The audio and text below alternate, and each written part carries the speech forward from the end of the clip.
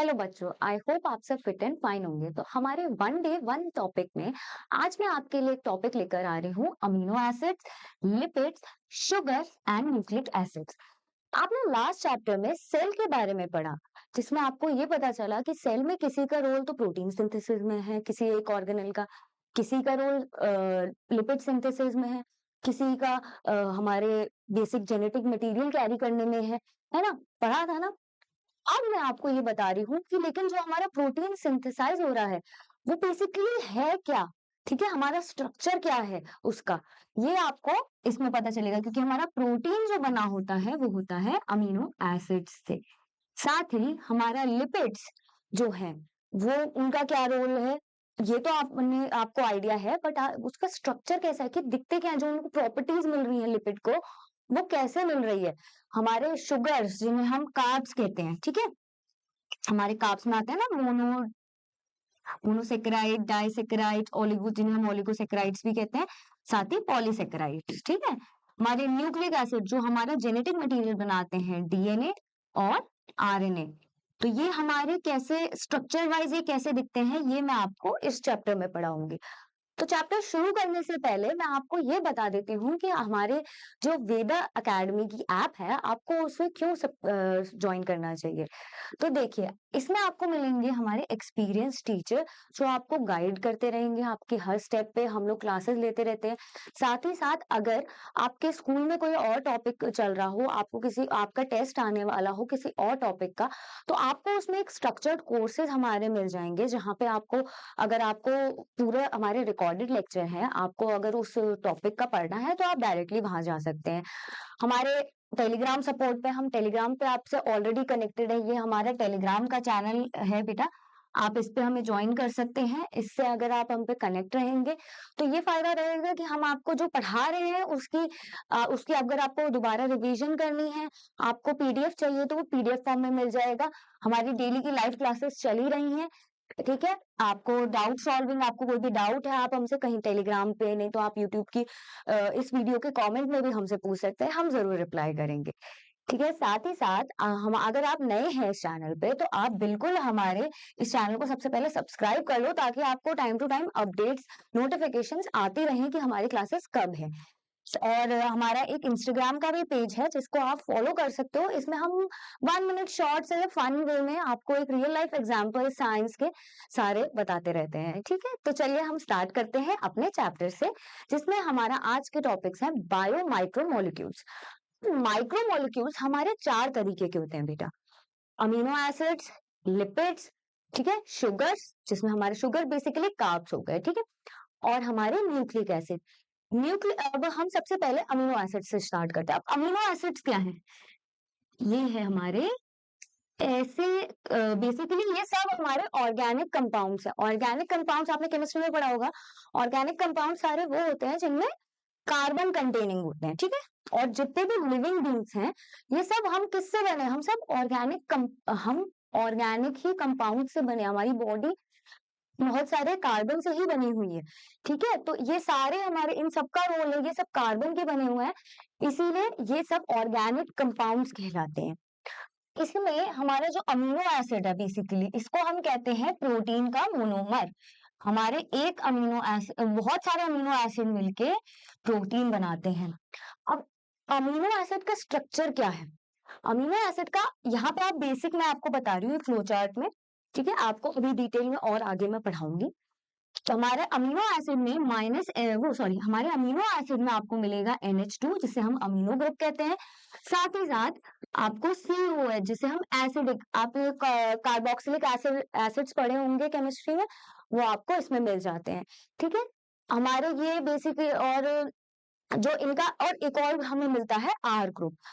R group जो है ना, ये ये देख रहे हो आर ग्रुप, ये इसको बहुत तरीकों में डिवाइड कर देता है। आर कुछ भी हो सकता है, आपका H हो सकता है, आपका CH2 हो सकता है, एक बड़ा साइक्लिक ग्रुप भी हो सकता है, ठीक है? इससे हमारे टाइप्स डिफाइन होते हैं कि हमारे अमीनो एसिड्स कितने टाइप के हैं, ठीक है? अब ये जो, और ये सब जो है, जो हमारे NH2, COH, R ग्रुप, ये सब इसकी केमिकल प्रॉपर्टीज डिफाइन करते हैं कि वो एसिडिक है, बेसिक है, एरोमेटिक है, क्या है, ठीक है? ये सब मैं आपको डिटेल में अभी आगे पढ़ाऊंगी, ठीक है। और ज्विटर आयन क्या होता है ये भी मैं आपको बहुत अच्छे से पढ़ाऊंगी। यहाँ एक ओवरव्यू दे रही हूँ मैं आपको। लिपिड, अब लिपिड क्या होते हैं, आपने देखा है पानी के ऊपर अगर हम तेल डालते हैं तो वो डिजोल्व नहीं हो रहा, ठीक है। तो यहाँ हम यही कह रहे हैं कि वो वाटर इनसॉल्युबल है, ठीक है। अब हमारे लिपिड्स में भी ना हमारे 3 तरीके के लिपिड्स होते हैं। एक होते हैं सिंपल लिपिड, एक हो जाते हैं हमारे कॉम्प्लेक्स लिपिड। यहाँ पे जैसे जहाँ पे हम लोग ये जहाँ फॉस्फोलिपिड आ गया, आपने ग्लाइकोलिपिड्स पढ़ा होगा सेल वाले चैप्टर में, ठीक है। तो ग्लाइकोलिपिड्स ये हमारे कंपाउंड लिपिड्स कहलाते हैं, और कुछ होते हैं डिराइव्ड लिपिड्स। और हमारी एनसीईआरटी हमें कंपाउंड लिपिड्स के बारे में और बेसिकली जो कंपाउंड लिपिड्स हैं इनके और simple fatty acid, simple lipids के बारे में तो काफी कुछ बता रही है, लेकिन हमारे डिराइव्ड लिपिड्स में यहाँ लिख देती हूँ, इनके बारे में ज्यादा कुछ नहीं बताती, बस ये बताती है कि हाँ इसका एक एग्जाम्पल है कोलेस्ट्रॉल, ठीक है। इसका एक एग्जाम्पल है कोलेस्ट्रॉल, जिसका जिसका स्ट्रक्चर मैं आपको आगे दिखाऊंगी, ठीक है। अब आते हैं शुगर पे। शुगर जो है वो भी CHO, कार्बन हाइड्रोजन ऑक्सीजन, इन तीनों से मिलके बना है। इन तीनों का एक प्रॉपर रेशियो होता है जो मेंटेन होता है इनमें 1:2:1 का, ठीक है। अब इनमें ये बेसिकली हमारे जो ग्लूकोज है, आपने ग्लूकोज सुना, ग्लूकोज हमारा मेन शुगर है बॉडी की। इसमें ये किससे बनी हुई है, ये हमारे किस स्ट्रक्चर से बनी हुई है, ये सब हमारे CHO से बना हुआ है, ठीक है। और ये सब और जो बड़े बड़े कंपाउंड्स बन रहे हैं, ग्लाइकोजन बन रहा है, ठीक है, वो कैसे बन रहा है, वो सब ग्लाइकोसिडिक बॉन्ड से बन रहे हैं। जब मोनोसेक्राइड्स जो होते हैं ना हमारे, वो ज्वाइन कर जाते हैं और बनता है पॉलीसेक्राइड, ठीक है। जब मोनोसेक्राइड्स बहुत सारे ज्वाइन कर जाते हैं, मोर देन 10, तो हमारा पॉलीसेक्राइड बनता है। तो ये भी आपको नेक्स्ट क्लास में पता चलेगा और डिटेल में। तो ये जब ज्वाइन करते हैं तो इनको ज्वाइन कौन से बॉन्ड करता है, ग्लाइकोसिडिक बॉन्ड, ठीक है। अब हमारे आते हैं last nucleic acid. Nucleic acid जिससे हमारे बेसिकली DNA और RNA जो बन रहे हैं हमारे न्यूक्लिक एसिड, ये बनते हैं हमारे 3 कंपोनेंट से। पहला होता है हमारा नाइट्रोजन बेस, जिसमें हमारे आ जाते हैं adenine, guanine, cytosine, thymine and uracil, ठीक है। अब हमारे आप आगे भी चल के पढ़ोगे मॉलिक्यूलर चैप्टर में जो क्लास 12th में है, कि जो हमारा DNA होता है उसमें तो हमारे ये वाले होते हैं थाइमिन, साइटोसिन, ग्वानिन और एडेनिन, ये तो होते हैं DNA में, ठीक है। और जो बाकी 3 तो सेम रहते हैं शुरुआत के, लेकिन थाइमिन नहीं होता, यूरासिल होता है, उसकी जगह ये हो जाता है हमारा RNA, ठीक है। जब नाइट्रोजन बेस पे शुगर अटैच करती है जहां पे, तो वहां पे इसको हम कह देते हैं न्यूक्लियोसाइड, न्यूक्लियोसाइड। और इनके नाम हो जाते हैं फिर, जैसे यहाँ एडेनिन है, एडेनिन पे शुगर अटैच करी तो उसका नाम हो गया एडेनोसिन। यूरासिल पे जब अटैच करी तो यूरिडिन हो गया नाम। अब जब उसी उसी स्ट्रक्चर पे जहां पे शुगर अटैच्ड है, हमारे बाद में हमारा फॉस्फेट ग्रुप भी आ जाता है, ठीक है। वो आता है कहाँ से, हमारे फॉस्फोरिक एसिड से आता है, ठीक है। अब फॉस्फोरिक एसिड का एक एसिडिक नेचर है, जैसे ही वो अटैच करेगा तो एक एसिडिक नेचर दे देगा वो हमारे नाइट्रोजन बेसिस को, तो इसीलिए उनके बाद में यहाँ पे नाम एसिड लग जाते हैं, एडेनिलिक एसिड, यूरिडिलिक एसिड, ठीक है। अब हमारे ये बता रहे हैं कि और ये पूरे स्ट्रक्चर्स कहलाते हैं न्यूक्लियोटाइड, जहां हमारा शुगर के साथ साथ फॉस्फेट ग्रुप भी अटैच कर जाता है हमारे नाइट्रोजन बेसिस से, उन्हें हम कहते हैं न्यूक्लियोटाइड्स। तो यहाँ मैंने आपको ओवरव्यू दे दिया है, अब हम स्टार्ट करते हैं चैप्टर। सबसे पहले आते हैं हमारे अमीनो एसिड्स। अमीनो एसिड्स में बेटा देखो, हमारी एनसीईआरटी ये कहती है कि अमीनो एसिड जो है वो है सब्स्टिट्यूटेड मीथेन, सब्स्टिट्यूटेड मीथेन। आपने मीथेन का स्ट्रक्चर देखा है, CH4, सब्स्टिट्यूटेड मीथेन। अब CH4 है ना, अब हम ये H जो है, ये बेसिकली स्ट्रक्चर हमारा ऐसे होता है, ठीक है। मीथेन का स्ट्रक्चर ऐसा होता है। अब हमने इन H की जगह पर अब हमने इन H की जगह पर कुछ कुछ और सब्स्टिट्यूट कर दिया, ठीक है, कुछ कुछ और। यहाँ पे क्या कर दिया हमने, NH2 लगा दिया, यहाँ पे COOH लगा दिया, यहाँ पे हमारा हाइड्रोजन ही रहता है, यहाँ पे हमारा रहता है R। अब ये R जो है ये हमारा फंक्शनल ग्रुप है, ये कुछ भी हो सकता है, इसके ही नेचर से बहुत चीजें हमारी डिफाइन होती हैं, ठीक है। तो ये हमारा अमीनो एसिड का बेसिक स्ट्रक्चर है, यहाँ पे हमारा R आ गया, ये हमारा COH का ग्रुप है, ये ग्रुप जो है ये पूरा एसिडिक नेचर देता है, ये ग्रुप जो है ये बेसिक नेचर देता है। NH2 जो होता है उसका बेसिक नेचर होता है, COH का एसिडिक नेचर होता है, और जो ये बीच का कार्बन है ना, इसे हम कहते हैं अल्फा कार्बन, क्योंकि ये दोनों से अटैच है ना, ठीक है, तो इसे हम कहेंगे अल्फा कार्बन। अब हमारी ये तो मैंने आपको बता ही दिया कि इसको हम सब्स्टिट्यूटेड मीथेन कहते हैं। अब एनसीईआरटी में हमारे 3 एग्जांपल्स दिए हुए हैं। हमारा पहला एग्जांपल है ग्लाइसिन का, इसमें हमारा आर जो है ना वो एच हो गया है, ये कलर आपको दिखेगा नहीं, मैं दूसरा ले लेती हूँ। आर जो है वो एच हो गया है, एच जब हमारा आर हो जाता है तो उसको हम ग्लाइसिन कहते हैं। ये बेसिक अमीनो एसिड है, ठीक है, इसका क्योंकि इसका स्ट्रक्चर सबसे इजी है याद करना, इसीलिए। दूसरा हमारा होता है जब हमारा RCH3, इसको मिथाइल ग्रुप कहते हैं, वो आ जाता है तो वो एलिनीन कहलाता है। ऐसे हमारे एनसीईआरटी में 3 स्ट्रक्चर मेंशन है, तो आप 3 ही याद करो, सारे याद करने की जरूरत नहीं, अदरवाइज बहुत कॉम्प्लेक्स स्ट्रक्चर्स भी हो जाते हैं, ठीक है। आर हमारा बहुत कॉम्प्लेक्स भी हो जाता है, ये हमारा आर यहाँ पे। तीसरा है हमारा सीरीन, सीरीन में हमारा आर CH2OH हो जाता है। अब जब 20 अब ये जो हमारा आर है ना, आर जो हमारा फंक्शनल ग्रुप है, मैंने आपको बताया ना और कॉम्प्लेक्स तरीके के भी हो जाते हैं, तो इसकी वजह से हमारे 20 तरीके के अमीनो एसिड्स बॉडी में बन रहे हैं, हमारे सॉरी बॉडी में बन नहीं रहे हैं, 20 तरीके के अमीनो एसिड होते हैं, ठीक है। अब बनने वाली चीज हम बाद में बात करेंगे। हमारे 20 तरीके के अमीनो एसिड्स एग्जिस्ट करते हैं जो हमें अभी तक पता है, ठीक है। अब ये आर का नेचर जो है ना, आपने देखा, मैंने आपको पीछे बताया था ना, यहाँ पे, हाँ, यहाँ पे मैंने आपको बताया था ना कि जो ये NH2 है ये दे रहा है आपको, हमें दे रहा है बेसिक नेचर, इस स्ट्रक्चर को, अमीनो एसिड को, और ये दे रहा है एसिडिक। अब यहाँ पे तो क्या है, यहाँ पे तो न्यूट्रल न्यूट्रल हो गए दोनों, ये एसिडिक है, ये बेसिक नेचर दे रहा है, यहाँ पे ये न्यूट्रल हो गया दोनों, एक एसिडिक एक बेसिक है, तो दोनों एक दूसरे को कैंसिल आउट कर रहे हैं, न्यूट्रल नेचर हो गया। लेकिन कई बार क्या होता है ना, जो हमारा अब जो हमारा आर है वो डिफाइन कर रहा है कि हमारे इनके नेचर क्या होगा। अब आर जो है, अगर वो उसमें हमारे आर में NH2 जो है वो ज्यादा हो गए, मतलब NH2 का स्ट्रक्चर जो है कोई ऐसा हो जिसमें जो बेसिक नेचर दे रहा हो, NH2 ज्यादा हो जाता है अगर आर में, तो वो हमारे बेसिक अमीनो एसिड्स कहलाएंगे, ठीक है।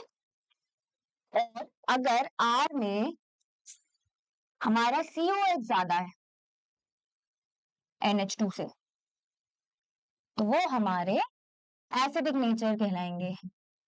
और जहां दोनों इक्वल हो गए वहां तो न्यूट्रल है, ठीक है। तो हमारे एसिडिक के एग्जाम्पल्स आप बहुत अच्छे से याद कर लेना, हमारा ग्लूटामिक एसिड, हमारा एस्पार्टिक एसिड, एसिडिक नेचर दे रहा है ना, इसीलिए एसिड नाम लग गए, दो इंपॉर्टेंट, ग्लूटामिक और एस्पार्टिक एसिड, ठीक है। तो बेसिक में आप बेसिक में 2 पढ़ते हो हमारे एग्जाम्पल, लाइसिन एंड आर्जिनिन। आप आगे चल के क्लास 12 में मॉलिक्यूलर बेसिस में जब पढ़ोगे तो आप पढ़ोगे कि हिस्टोन प्रोटीन जो होते हैं हमारे, वो उसमें 2 अमीनो एसिड वो बेसिक नेचर के होते हैं, और उनमें 2 अमीनो एसिड बहुत ज्यादा मिलते हैं, जो उन दोनों अमीनो एसिड का नाम है ये लाइसिन। इसकी वजह से हमारे हिस्टोन प्रोटीन में आपको मिलेंगे, जो डीएनए का पैकेजिंग में हेल्प करता है, ठीक है। हिस्टोन प्रोटीन जो है आप आगे चल के पढ़ोगे हमारे डीएनए की पैकेजिंग में हेल्प करता है, इसमें ये 2 अमीनो एसिड सबसे ज्यादा पाए जाते हैं। अब हमारे न्यूट्रल भी हैं, जैसे हमारा ग्लाइसिन हो गया, ग्लाइसिन आपने देखा वो न्यूट्रल हो गया, कैंसिल आउट कर रहा है, वहां कोई एसिड, मतलब एच है और एक एसिडिक है, एक बेसिक नेचर है, तो वो न्यूट्रल हो गया। तो वो, और वैलिन, वैलिन भी हमारा न्यूट्रल हो गया, ठीक है। अब कुछ अमीनो एसिड्स जैसे वो साइक्लिक होते हैं नेचर में, अब वो साइक्लिक नेचर है उनका, तो उस वजह से उनमें, जस्ट बिकॉज वो साइक्लिक नेचर है उनका, तो उनमें आ जाएगी एरोमेटिसिटी। एरोमेटिसिटी मतलब कि वो, you can smell them, actually you can actually have aroma of them. ये वर्ड एरोमेटिक उसी से बना है। तो इसके हमारे 3 बहुत इंपॉर्टेंट एग्जाम्पल है। आप इनको ऐसे याद कर सकते हो, टीटीपी। टीटीपी, टी से हो गया हमारा टायरोसिन, ये दूसरे टी से हो गया हमारा ट्रिप्टोफैन, और तीसरे टी से हो गया हमारा फिनाइल एलानिन। ठीक है। अब हमारे अमीनो एसिड 2 तरीके से डिवाइडेड है, एक होता है असेंशियल, एक होता है नॉन असेंशियल। अब असेंशियल मतलब जो हमें जरूरी है। जरूरी क्यों है? क्योंकि ये बॉडी सिंथेसाइज नहीं कर रही है, डज नॉट सिंथेसाइज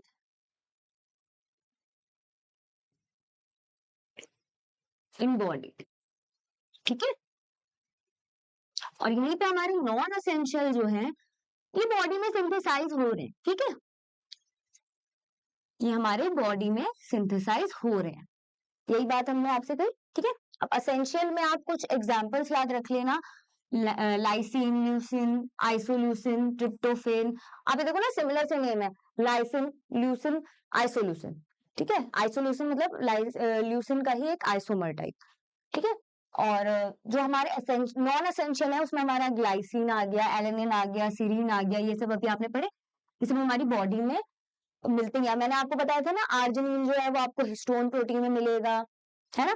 तो इसीलिए, तो अब हमारे ये कहते हैं कि जब हमारा, अब ये हम ज्विटर आयन का स्ट्रक्चर पढ़ रहे हैं, because of NH2 and COH, हम इसका ना नेचर जो है वो आयनाइजेबल हो जाता है। और हम जब जब डिफरेंट पीएच में इन्हें डालते हैं, तो वो डिफरेंट पीएच के लिक्विड में जब भी हम इन्हें डालेंगे तो इनका स्ट्रक्चर अलग अलग आएगा।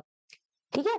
आपने एसिडिक, अब हाँ, आप किसी भी एसिडिक लिक्विड में डालोगे तो क्या होता है, H+ आयन रिलीज हो जाएगा। ठीक है, यहाँ पे H+ रिलीज हो जाएगा।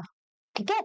यहाँ पे हमारा COH रिमेन कर रहा है। मैं आपको ये वाला पार्ट सिर्फ दिखा रही हूँ। ठीक है। वहीं यहाँ पे हमारा H ऐड हो रहा है, जब हम बेसिक में डाल रहे हैं, यहाँ पे हमारा H एक ऐड हो रहा है, गेन कर रहा है।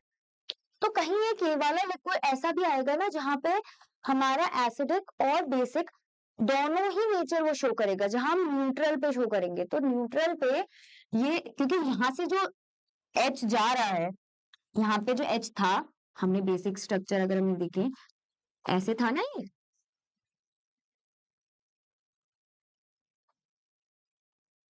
तो यहाँ पे अगर ये H यहाँ पे चला गया, तो ये यही स्ट्रक्चर बनेगा सेम।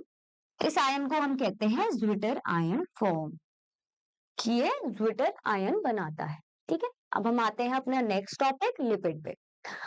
लिपिड जो होते हैं ना, मैंने आपको पहले बताया था, वाटर इंसॉल्युबल होते हैं। CHO ये भी कंटेन करते हैं, सारे कार्बन कंटेनिंग होते हैं। ठीक है। लेकिन अब ये क्या है, बेसिकली हम ये कह रहे हैं कि ऑक्सीजन जो है वो हमारा कम होता है। और इसमें भी हमारे ना सिंपल लिपिड्स जो होते हैं ना, इनमें एक एग्जांपल आता है। सिंपल लिपिड्स बेसिकली हमारा कुछ नहीं है, हमारा बेसिकली एक, सबसे पहले तो COH है। ठीक है, ये ऐसे होता है ना COH। ठीक है, इससे अटैच हो जाए, क्योंकि फैटी एसिड है। ठीक है, लिपिड्स में हमारे सिंपल लिपिड्स में आते हैं हमारे फैटी एसिड। अब फैटी एसिड में एसिड है, तो सबसे पहले तो एसिडिक ग्रुप लगा दो, हमारा कार्बोक्सिलिक ग्रुप लगा दो। उसके अलावा हमारा R ग्रुप लगता है। इसमें R जो है, ये बेसिकली हमारा कोई भी हाइड्रोकार्बन चेन हो सकती है। ये हमारा मिथाइल हो सकता है, ठीक है, इथाइल हो सकता है, ठीक है, और भी कॉम्प्लेक्स हो सकता है, और बड़ा स्ट्रक्चर भी हो सकता है। जैसे हमारे एनसीईआरटी में हमने 2 स्ट्रक्चर्स के एग्जांपल दे रखे हैं आपको।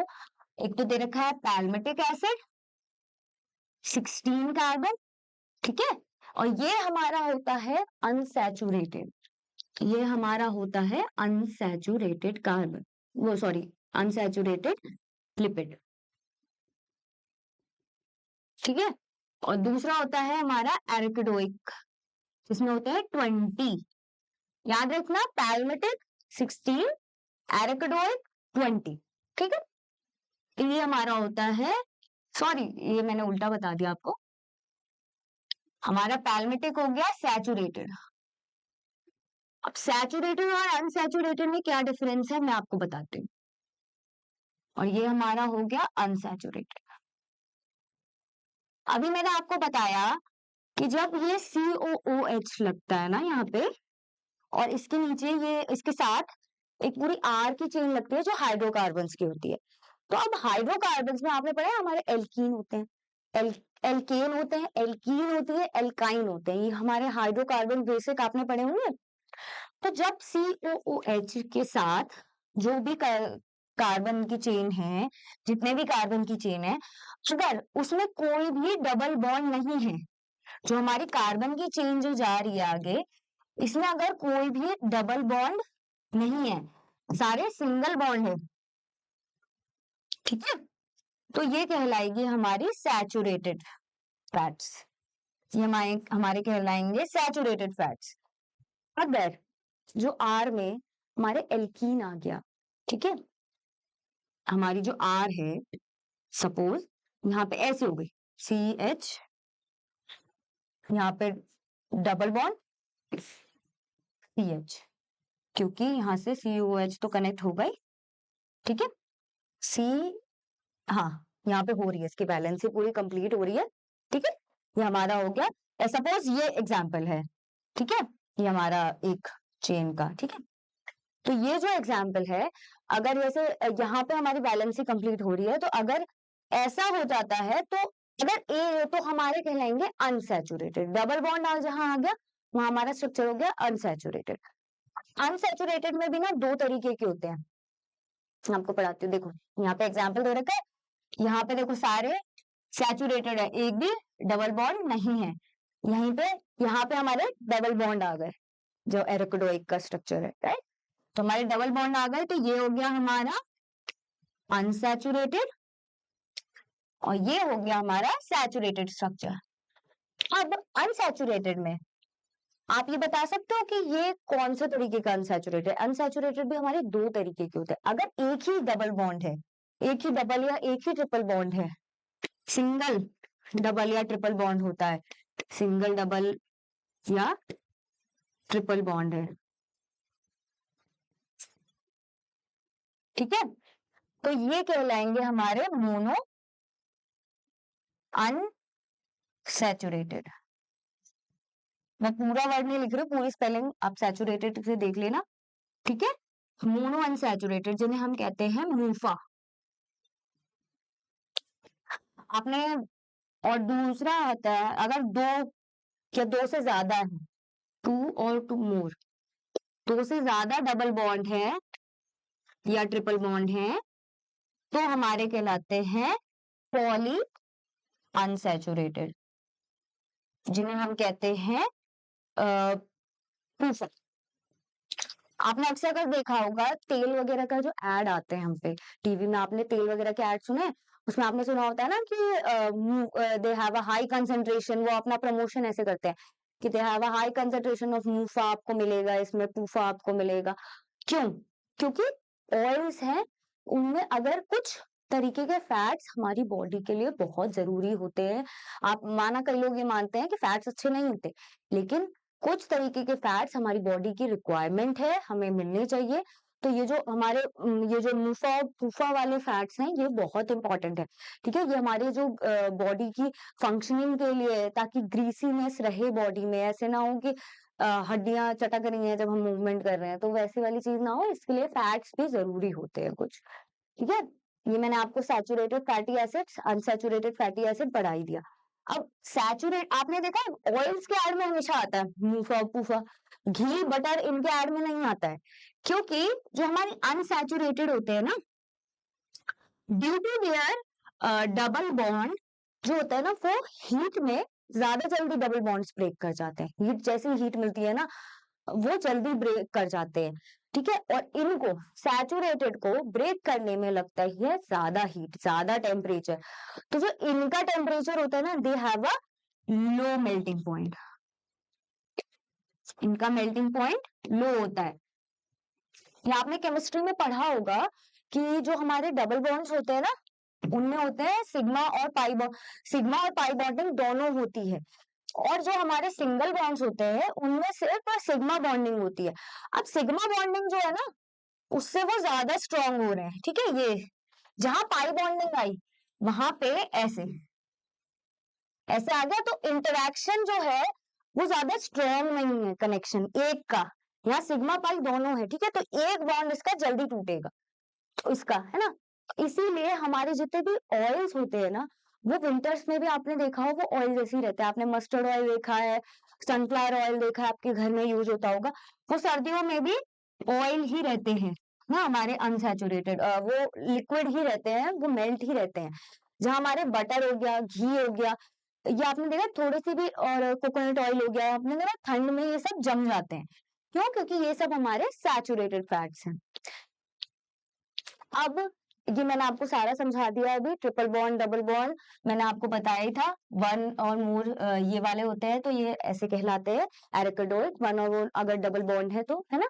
ये हमारा ये और एक और एग्जांपल है हमारा सैचुरेटेड का स्टेरिक एसिड। ये हमारी एनसीईआरटी में नहीं दे रखा है, बट ये मान लो कि ये हमारा एक और सैचुरेटेड है, ठीक है।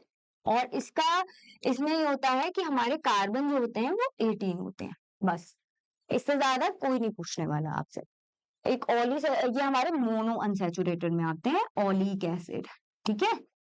और उसमें हमारा आता है जो हमारा पॉली पॉली अनसैचुरेटेड होता है, उसमें हमारा आता है लिनोलिक एसिड, ठीक है। अब हमारे सिंपल लिपिड्स में एक और स्ट्रक्चर आता है, ठीक है। ये जो है ये हमारा है ग्लिसरॉल। क्या है ये? ग्लिसरॉल। अब ऑल लग गया तो ऑल से आपने पढ़ा होगा केमिस्ट्री में कि ऑल लग जाता है तो हमारा वो एल्कोहल, एल्कोहल में ऑल लगता है ना, तो एल्कोहल OH होता है। तो यहाँ पे हमारे 3 OH लग जाते हैं बेसिकली, इसीलिए इसका नाम ग्लिसरॉल है, ठीक है। अब ग्लिसरॉल क्या होता है, कई बार ये जैसे यहाँ पे ग्लिसरॉल का स्ट्रक्चर है ना, मैं आपको बताती हूँ। तो ग्लिसरॉल है CH2, CH2O, यहाँ पे H2O। अभी मैं यहाँ H नहीं लगा रही हूँ, आपको बताती हूँ क्यों, ठीक है। यहाँ पे O, अगर मैं यहाँ पे H लगा दूं, ठीक है। और यहाँ पे मैंने जो अभी आपको पीछे फैटी एसिड के हमने स्ट्रक्चर्स पढ़े थे ना, वो लगा दिए C के साथ। C यहाँ पे O हो जाएगा, क्योंकि यहाँ पे उसका H बेसिकली आपने ये देखा, ये हमारी चेन थी, ये हमारा कार्बोक्सिलिक ग्रुप है, इसमें वाटर, ये दोनों जब ज्वाइन करेंगे हाइड्रोलिसिस हो जाएगा, वाटर रिलीज होगा। तो इसका H चला गया, यहाँ से OH चला गया। जैसे ही ये बाहर आया, हमारा कार्बन O से कनेक्ट करेगा, तो ये हमारा स्ट्रक्चर जो बना, मैं आपको सिर्फ ये स्ट्रक्चर बना के दिखा रही हूँ, ठीक है। ये स्ट्रक्चर मैं आपको बना के दिखा रही हूँ कि ये C, यहाँ पे O, फिर यहाँ पे C, और यहाँ पे O, और यहाँ पे हमारी आगे की कार्बन की चेन, और यहाँ पे हमारा पीछे ग्लिसरॉल का स्ट्रक्चर।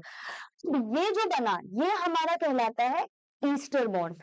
आपने केमिस्ट्री में ईस्टर्स पढ़े, ईस्टर बॉन्ड पर होगा, ठीक है। अब जब ये ईस्टर बॉन्ड बनेगा तो उस अकॉर्डिंग, जब ये ईस्टरिफिकेशन, यहाँ पे हमारी एनसीईआरटी कहती है जहां हमारा ईस्टरिफाइड हो गया, ईस्टर बॉन्ड बन गया ना ग्लिसरॉल के साथ, तो अगर एक फैटी एसिड ज्वाइन कर रहा है, ठीक है, ग्लिसरॉल के स्ट्रक्चर पे, तो वो कहलाएगा मोनोग्लिसराइड्स। अगर ये वाला और जो है ना, यहाँ पे भी कोई अगर हट जाए, यहाँ पे भी अगर कोई फैटी एसिड आके ज्वाइन कर जाए, ठीक है, कल को, तो ये और H2O यहाँ से रिलीज हो जाए, तो ये कहला देगा हमारा डाइग्लिसराइड्स। अगर ये जो तीसरा है, तीसरा वाला OH जो है, कार्बन जो है उस पे से जो OH है, ये भी अगर अटैच कर जाए किसी फैटी एसिड से, तो ये हमारा कहला देगा ट्राइग्लिसराइड्स, ठीक है। अब जब हमारे ट्राइग्लिसराइड्स, ये मैंने आपको सारा समझा दिया, ट्राइग्लिसराइड, मोनोग्लिसराइड, ठीक है। अब यहाँ ये R1 जो है, R1 R2, ये मैंने आपको बताया था हमारे फैटी एसिड्स होते हैं।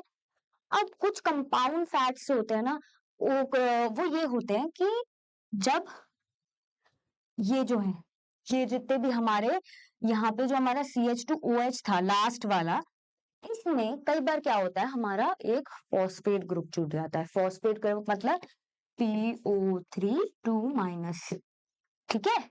अब हमारा PO3 2- जो है वो यहाँ पे अटैच कर गया, यहाँ बीच में आ गया, ठीक है। और इसके साथ जो ये, क्योंकि इसकी दो वैलेंसी खाली थी ना, 2- है ना, तो 2- है, तो एक तो CH2 से कनेक्ट हो गया, दूसरे पे अगर कोई और फैटी एसिड की चेन लग जाए तो ये हमारा स्ट्रक्चर बन जाता है और कॉम्प्लेक्स, इसीलिए इसका नाम है कंपाउंड लिपिड।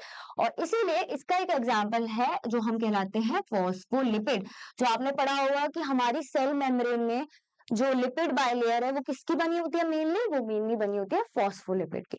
अब उसमें भी हमारी एनसीईआरटी में जो मिलता है, एक एग्जाम्पल बता रखा है कि ये लेसिथिन, ये लेसिथिन बहुत इंपॉर्टेंट एग्जाम्पल है, अभी हमारे लास्ट ईयर के जो कॉम्पिटेटिव एग्जाम्स थे उसमें भी पूछा गया है, ठीक है। अब कुछ होते हैं डिराइव्ड लिपिड्स। डिराइव्ड लिपिड्स मतलब जैसे सिंपल लिपिड्स जो हमने पढ़े थे, RCOH, ठीक है।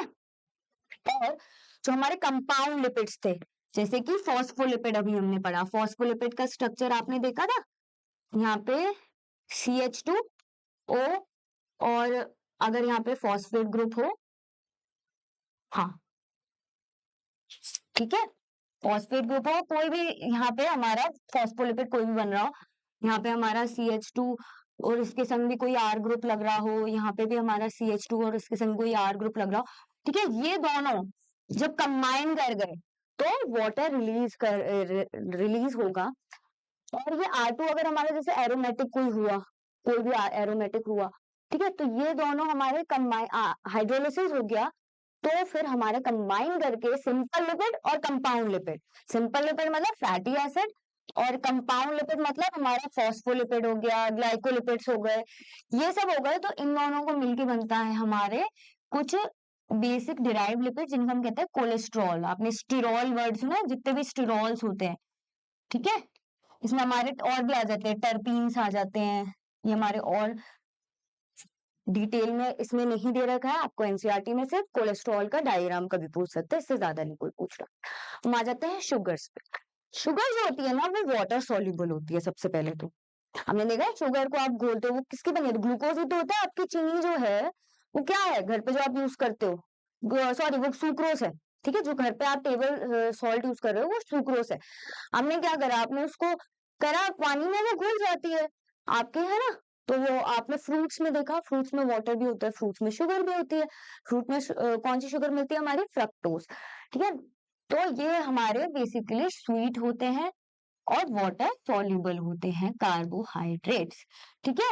अब ये भी किसके बने हैं, कार्बन, हाइड्रोजन, ऑक्सीजन, किस रेशियो में, 1:2:1 के में। इसके दो एग्जाम्पल जो हमारी एनसीईआरटी मेनली बताती है वो है ग्लूकोज, जो हमारी बॉडी में सारे फंक्शन करने में हेल्प कर रही है एनर्जी के लिए, वो हमारी कौन सी शुगर है, सिंपल शुगर ग्लूकोज। और जो हमारे बेसिकली जो हमारा आरएनए बना रही है वो हमारी है राइबोस। अब राइबोस, और ये देखो 1:2:2, अब ग्लूकोज जो है जो हमारी है वो जैसे हमारी हेक्सोस शुगर है, हेक्सोस मतलब 6, और ये जो है हमारी पेंटोस शुगर है। अब हम ये कह रहे हैं ये 1:2:1 के कॉम्बिनेशन में रहती है। अब जैसे हमारी पेंटोस हो गई, पेंटोस मतलब 5, तो ये जो हमारा CH2O, ये हो गया ना, ये चीज जो हो गई, ये हमारा ये कह रहा है, ठीक है। इसको इंटू कर दो 5 से, क्योंकि हमारी पेंटोस शुगर है, तो ये हो गया C5H10O5, ठीक है। ये हो गया हमारा राइबोस का स्ट्रक्चर। और यही हम अगर इसको 6 से इंटू कर दें तो ये हमारा हो गया C6H12O6, ये हमारा हो गया ग्लूकोज का स्ट्रक्चर, ठीक है। अब हमारी एनसीईआरटी में राइबोस का तो इसमें दे रखा है, आपको ग्लूकोज का स्ट्रक्चर और मैं मेंशन कर देती हूँ, ठीक है। यहाँ पे हमारा CH2OH हो जाता है, यहाँ पे हमारा OH, यहाँ पे बस यहाँ पे एक डिफरेंस याद रखना, थर्ड कार्बन पे हमारा ये वाला OH ऊपर चला जाता है, ठीक है। ये OH यहाँ पे और ये OH यहाँ पे, जब भी ग्लाइकोसिडिक बॉन्ड बनते हैं ना, तो क्या होता है, ये जो फर्स्ट जैसे हमारा माल्टोज बनेगा, अभी मैं आपको पॉलीसेकेराइड आगे भी पढ़ाऊंगी, उसमें होता है माल्टोज। माल्टोज हमारा डाइसेकेराइड होता है, दो बन रहे हैं, दो ग्लूकोज बेसिकली दो ग्लूकोज चाहिए माल्टोज बनने के लिए। अब दो ग्लूकोज में क्या होता है ना, हाइड्रोलिसिस होता है, जो इसका ये वाला C1 है, और जो आगे वाला कार्बन होगा, सॉरी आगे वाला जो हमारा ग्लूकोज का स्ट्रक्चर होगा, उसमें जो यहाँ पे, ये आपको दिख रहा है, यहाँ पे जो OH होगा, यहाँ पे जो OH होगा, मैंने पूरा स्ट्रक्चर इसीलिए नहीं बनाया, ठीक है, ये दोनों यहाँ से वाटर रिलीज कर देंगे, ठीक है, यहाँ से वाटर रिलीज कर देंगे, और यहाँ पे ये स्ट्रक्चर मैं सिर्फ यहाँ तक का बनाऊंगी, ये स्ट्रक्चर ऐसे बन जाएगा, ठीक है, ये स्ट्रक्चर ऐसे बन जाएगा, ऐसे हमारा माल्टोज बन जाता है। ऐसे हमारे सुक्रोज भी बनता है, सुक्रोज किसका बनता है, हमारे ग्लूकोज और फ्रक्टोज से। ऐसे ही हमारा लैक्टोज बनता है, लैक्टोज बनता है हमारा ग्लूकोज और गैलेक्टोज से। अब हम आगे आते हैं हमारे न्यूक्लिक एसिड्स पे, जिनसे हमारा DNA और RNA बना है। अब न्यूक्लिक एसिड में बेसिकली हमारे नाइट्रोजन कंटेनिंग ये हाइड्रोसाइक्लिक कंपाउंड है। हेट्रोसाइक्लिक हम इसे कहते हैं जिनमें मेन स्ट्रक्चर में, आप ये देख रहे हो, मेन स्ट्रक्चर में कार्बन के साथ साथ कोई और कंपाउंड भी लग रहा है, जैसे N लग गया, यहाँ पे आप देख रहे हो N लग गया, ये N लगे हुए, ठीक है, तो ये हमारे कहेंगे हेट्रोसाइक्लिक कंपाउंड्स, ठीक है। अब हेट्रोसाइक्लिक कंपाउंड में हमारे मेन जो है ये एडेनिन, और जो हमारे बेसिकली न्यूक्लिक एसिड है एडेनिन, थाइमिन, एडेनिन ग्वानिन जो है वो हमारे बेसिकली कहलाते हैं प्यूरिन। प्यूरिन इसलिए कहलाते हैं क्योंकि इसमें नहीं दे रखा, प्यूरिन इसीलिए कहलाते हैं वो क्योंकि वो दोनों जो है हमारे ये दो साइक्लिक दिख रहे हैं, दो साइक्लिक डाइसाइक्लिक स्ट्रक्चर्स है, ये दो प्यूरिन है। प्यूरिन में हमेशा डबल रिंग कहलाएगी, डबल रिंग स्ट्रक्चर कहलाएगा, इसीलिए इनमें प्यूरिन्स जितने भी होते हैं, ये हो गया, ये ग्वानिन हो गया, ये कुछ कुछ ऐसे ही दोनों होते हैं, ये हमारे डाइसाइक्लिक, और जितने भी हमारे पिरामिडल होंगे ये सिंगल साइक्लिक स्ट्रक्चर होंगे, ठीक है, जैसे हमारे यूरेसिल हो गया, थाइमीन हो गया, हमारा थाइमीन हो गया और साइटोसिन हो गया, ठीक है। अब ये मैंने आपको ये सारा पढ़ा दिया, ये बेसिकली बेटा कुछ नहीं है, ये इनके सिंगल सिंगल लेटर्स हैं, ठीक है, इनको रिप्रेजेंट करने के लिए, जब हम बड़ी चेन में DNA में जब देखते हैं तो इनको रिप्रेजेंट, ठीक है। अब एडेनिन जब शुगर से मिलेगा तो बनाएगा एडिनोसिन, जिसे हम कहते हैं न्यूक्लियोसाइड। जैसे ही हमारा नाइट्रोजन बेस शुगर से मिलेगा वो बनाएगा न्यूक्लियोसाइड, ये मैंने आपको पहले समझा दिया था। जैसे, और ये हमारे नाम चेंज भी हो जाएंगे, उनके साइन लग जाएगा उनके बीच में, ठीक है, एडिनोसिन यहाँ पे, और ये सिर्फ साइन जो वर्ड है ना, ये सिर्फ हमारे प्यूरिन्स में लगेगा, इसमें डीन लगेगा, ठीक है, इसमें लगेगा साइन, इसमें लगेगा डीन, थाइमिडीन, ठीक है, यूरिडिन, साइटिडिन, ठीक है। और जहां पे हमारे न्यूक्लियोटाइड्स आते हैं वहां पे हमारा नाइट्रोजन बेस, उसके साथ शुगर प्लस फॉस्फेट ग्रुप, ये तीनों लग जाएंगे, ठीक है। तो ये हमारे एडेनिक एसिड बन जाएगा, ये ग्वानिलिक एसिड, साइटिडिलिक एसिड, थाइमिडिनिक एसिड, सारे ऐसे हो जाएंगे, ठीक है। और जो हमारे बेसिकली ये जो सारे हैं ये हमारे DNA और RNA के स्ट्रक्चर्स कहलाते। DNA और RNA जो है इन्हीं न्यूक्लियोटाइड से बने, ठीक। हमारी NCERT अभी इतना ही कहती है, आपको और डिटेल में मॉलिक्यूलर बेसिस में न्यूक्लिक एसिड्स के बारे में पता चलेगा। तब तक हम कुछ क्वेश्चन सॉल्व कर लेते हैं, ठीक है। अब हमारा क्वेश्चन 1 ये है कि विच of the following is incorrect about glycogen, it is stored form of glucose in animals, in glycogen the right end is reducing and the left end is non-reducing, it is branch polymer of glucose, it is stored form of glucose in plant।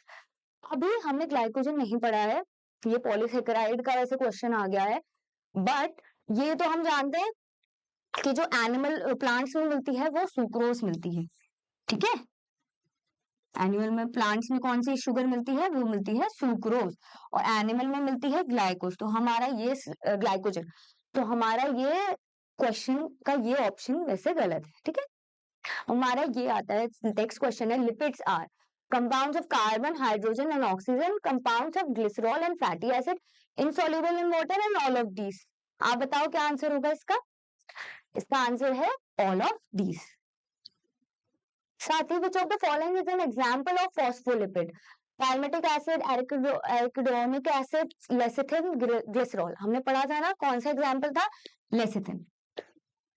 Fourth question है विच of the following is correct about amino acid? It is compound containing amino and acidic group, it is a substitute and is methane. Substituted methane होगा यहाँ पे, substituted methane. It is based on the nature of R group. They are of many types. इसमें all of the above, क्योंकि हमने सारा पढ़ा था। तो केमिकल ने and physical property of amino acids कौन देता है? NH2 पे भी डिपेंड करता है, ठीक है, COH पे भी करता है, R ग्रुप पे भी करता है। सिर्फ R ग्रुप मत समझना आप, ठीक है। NH2 भी उसे एसिडिक दे रहा है, वो सॉरी NH2 उसे बेसिक नेचर दे रहा है, COH उसे एसिडिक नेचर दे रहा है। Which of the following possess heterocyclic ring? अब हेट्रोसाइक्लिक मैंने आपको बताया था ना, सी के अलावा अगर कोई और भी स्ट्रक्चर लग रहा है तो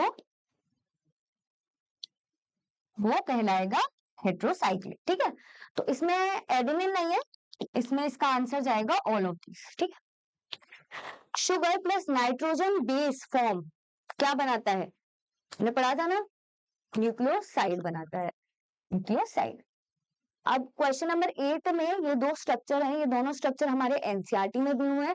जितने भी स्ट्रक्चर्स दे रखे ना इस टॉपिक के, वो बहुत अच्छे से आप पढ़ लेना, ठीक है। एडेनिन और यूरेसिल हमने पढ़ा था ना, ये दो डबल साइकिल स्ट्रक्चर है, डबल रिंग स्ट्रक्चर, और ये हमारा सिंगल रिंग स्ट्रक्चर है, ठीक है।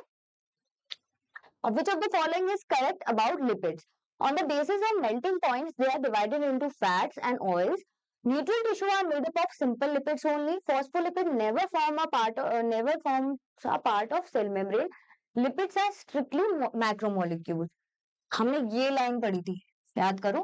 अनसैचुरेटेड एंड सैचुरेटेड जो है उनके मेल्टिंग पॉइंट पे डिपेंड करता है। फैट्स और ऑयल्स में हमने डिफरेंशिएट करा था ना, अनसैचुरेटेड हमारे फैट्स कहलाते हैं, सैचुरेटेड हमारे ऑयल्स कहलाते हैं, ठीक है। अब 10th हमारा क्वेश्चन ये है कि एसिडिक, एसिडिक में आप बताओ हमने कौन सा पढ़ा था? एसिड ही लग रहा है नाम में, तो आप ये देखो ग्लूटामिक एसिड। अब ए का थर्ड कौन सा? ए का थर्ड हमारा फर्स्ट में ही पता चल गया, ए का थर्ड ही हमने फर्स्ट में ही देख लिया, तो ये हमारा ए हो जाएगा, ठीक है। ऐसे ही सिंपल सिंपल क्वेश्चन आएंगे। आई होप आपको टॉपिक सारा समझ आया हो, ठीक है। कोई भी डाउट हो आप हमें कभी भी कहीं पे भी कांटेक्ट कर सकते हो, हमारे टेलीग्राम पे भी पूछ सकते हो। साथ ही साथ अगर आपको इस वीडियो के कमेंट में भी बताना हो तो आप उसमें भी बता सकते हो, ठीक है। आपको हमारे क्लास के टाइमिंग्स तो पता ही है, 6 से 6:45, ट्यूसडे, थर्सडे, सैटरडे बायोलॉजी के लिए, ठीक है। आपने यहाँ सब्सक्राइब तो आप कर ही लेना, है ना। और ये हमारा टेलीग्राम का चैनल है, इस पे आपको PDF मिल जाएगी इस चैप्टर की पूरी, वो फ्लो चार्ट जो आपको दिया है उसको आप